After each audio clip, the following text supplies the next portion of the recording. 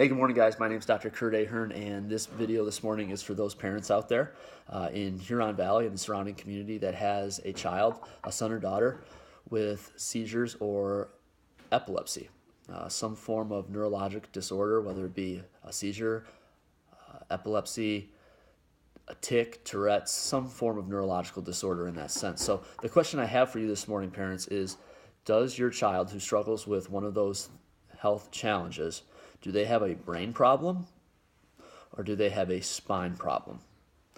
And seizures and epilepsy and tics, Tourette's, although they are a brain problem, they have a spine problem at the root cause of this issue, guys. All right, your kid has a spine problem, which is resulting in a symptom.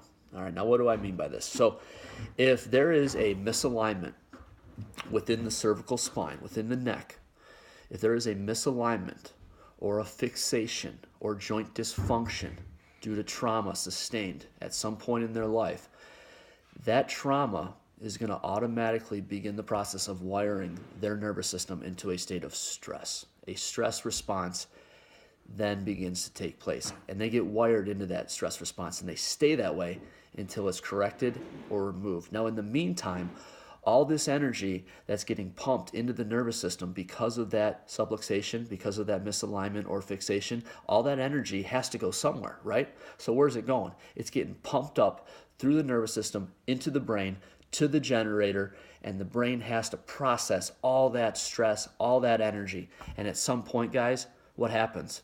You let anything go long enough uncorrected, it's going to cause an issue, right? Absolutely. This brain is just going to be an overload, all right? That's the seizure, guys. That's the episode. That's the tic. That's the Tourette's. That's the headaches. That's the epilepsy. There's all a brain episode component of this, but at the end of the day, you got to understand there's also a spine issue. Your child has a spine issue, and we can identify those areas, via palpation, range of motion, exams, x-ray analysis. Your child has a spine problem. The symptom, the seizure, the episode, the epilepsy is an effect, all right? It's the culmination of all that energy, and it has to go somewhere. Your kid just can't process it effectively, appropriately. Now, how do you get that trauma, right? That's the question. Where does it all come from? Because when all the neurologists out there and medical doctors are testing the brain and doing EEGs and trying to figure it all out where it's coming from, they're trying to map all the brain chemistry out, but they're not looking at the structural issue, right? So we got to look at the structural issue and, more importantly, again, where it comes from. So trauma, guys, trauma. Now, what do I mean by trauma? All right. Slips and falls that your kid has sustained over the years? Absolutely. Concussions? Absolutely.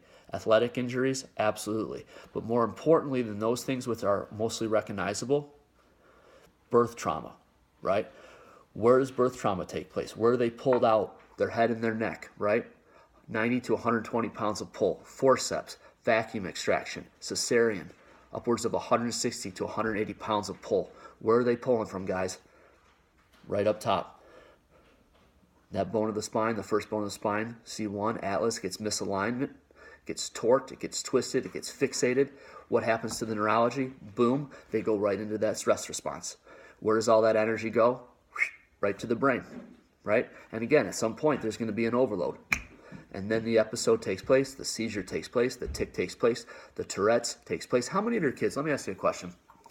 How many of your kids who have a primary diagnosis with a seizure or some form of neurological disorder also have complaint of headaches or neck pain?